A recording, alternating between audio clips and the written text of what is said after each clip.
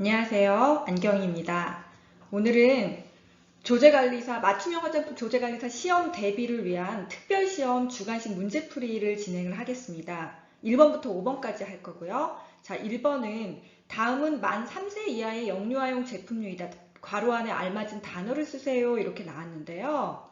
일단 답은 인체 세정용 쓰는 거인데 우리가 여기서 답하고 문제만 외울 게 아니라 여기에서 과연 뭘 알아야 되는가를 생각을 하시고 그거에 대한 공부를 진행을 해주셔야 시험 대비를 하실 수가 있습니다.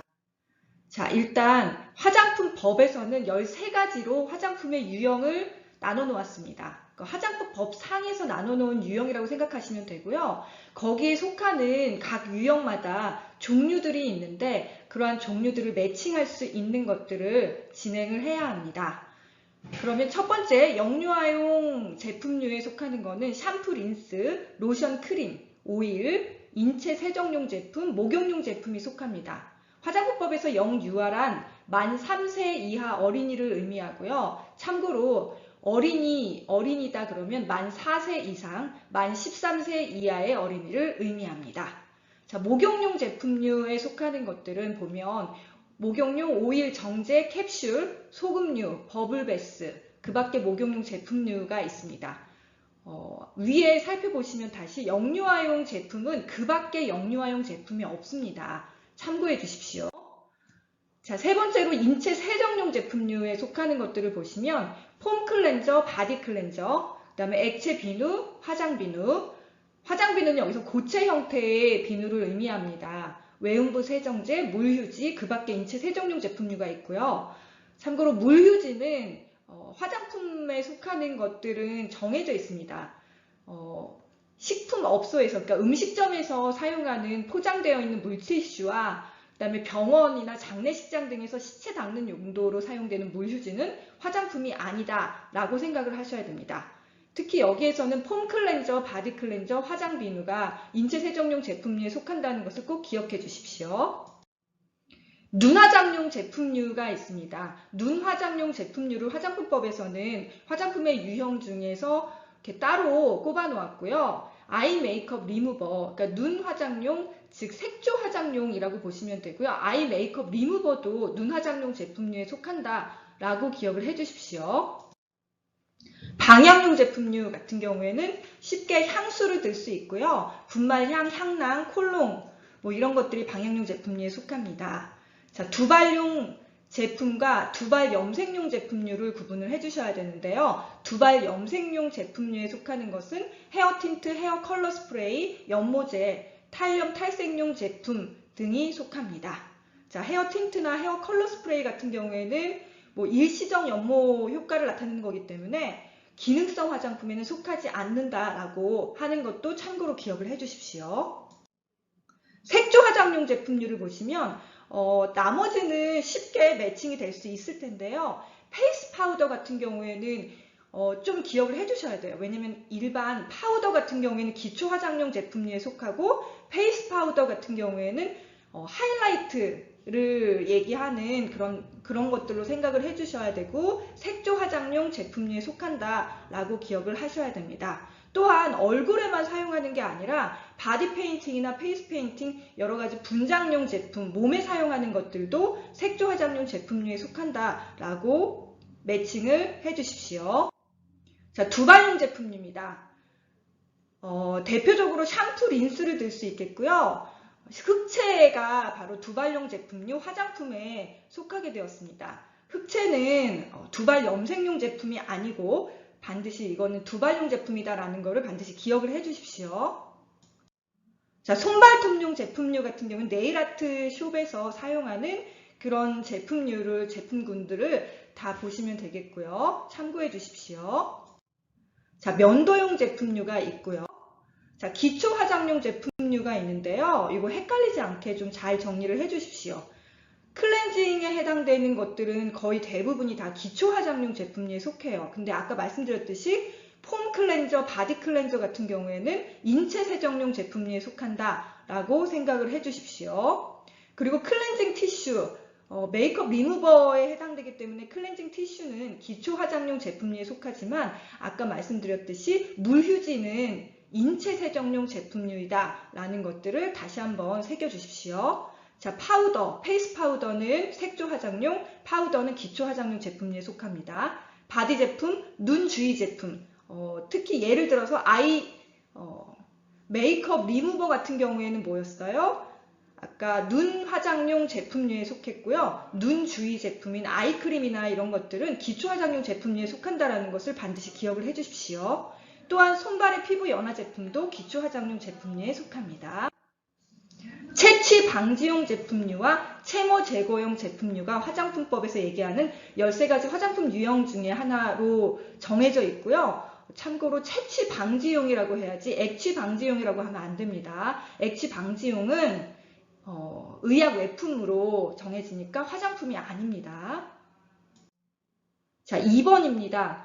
내용량이 10ml 초가 50ml 이하 또는 10g 초가 50g 이하인 소용량 화장품은 전성분 기재 표시를 생략할 수 있지만 아래 성분을 화장품에 사용했다면 반드시 화장품 포장에 기재해야 한다라고 나왔습니다. 그리고 답은 금박인데요. 여기에서 과연 뭘 알아야 되는가? 화장품의 포장에 기재해야 되는 사항들을 반드시 정리를 해주셔야 되는데요.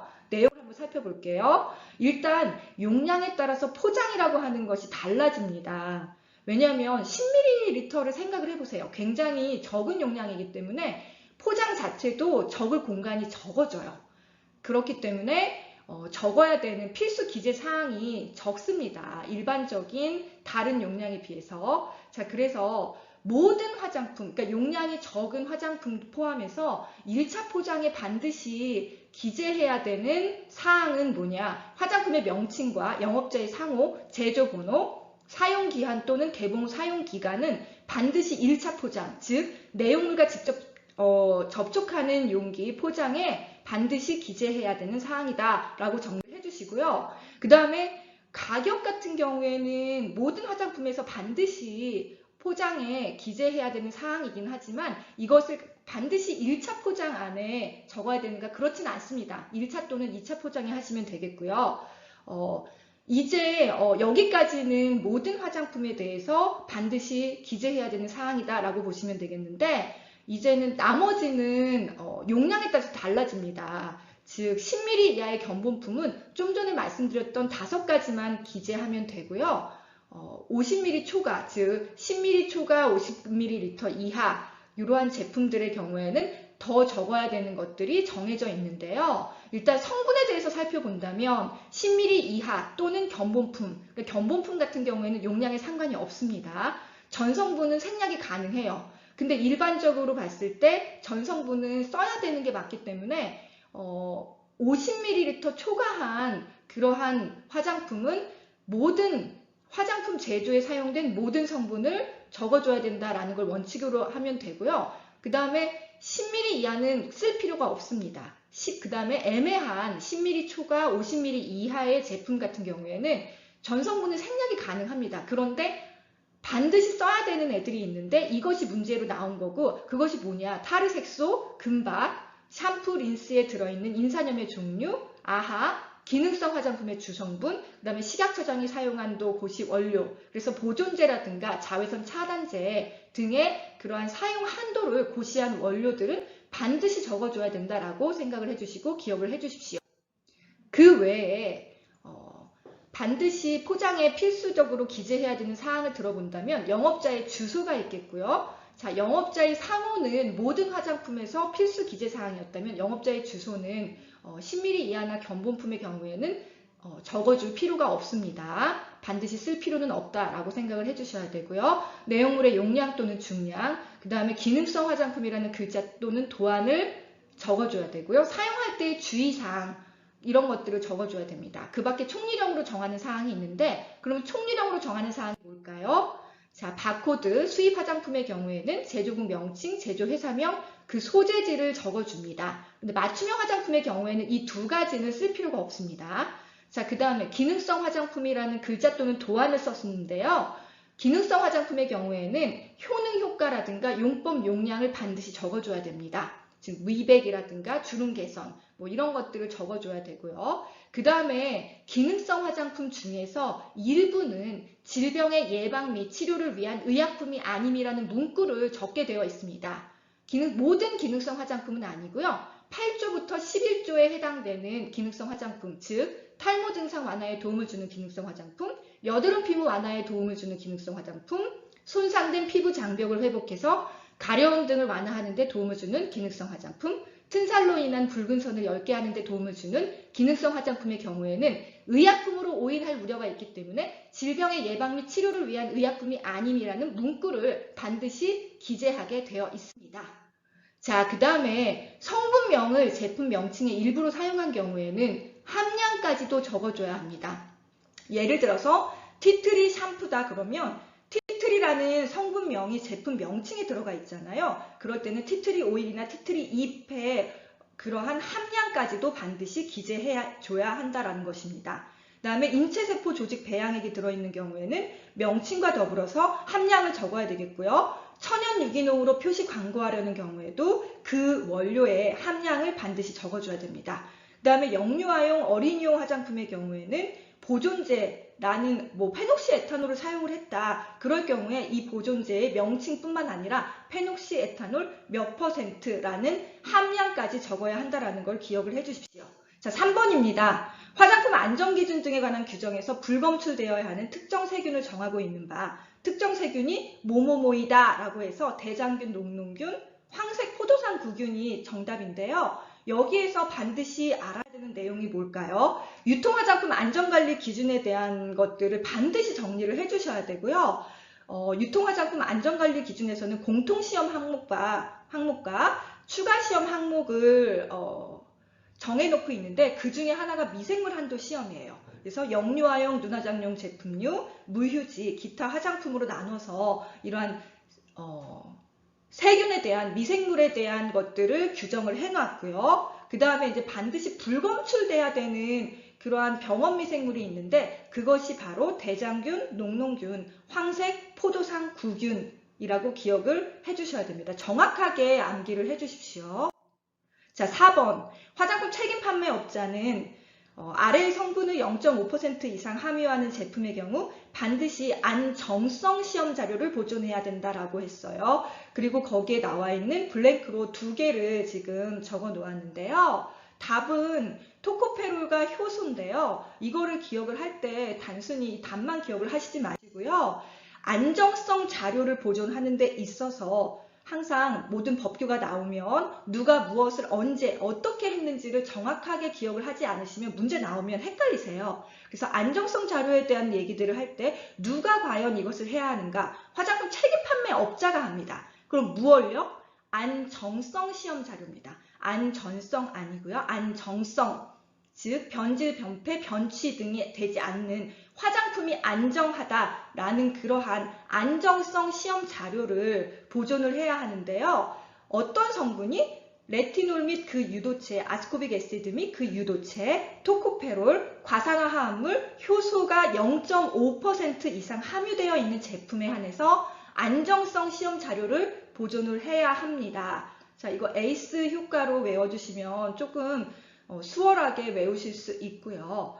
이게 비타민 같은 경우에는 빛이나 어떤 열에 굉장히 약하잖아요. 그래서 안정성 시험 자료를 보존하게 되어 있다고 이해를 해주시면 됩니다. 그러면 언제까지 보존해야 되는데?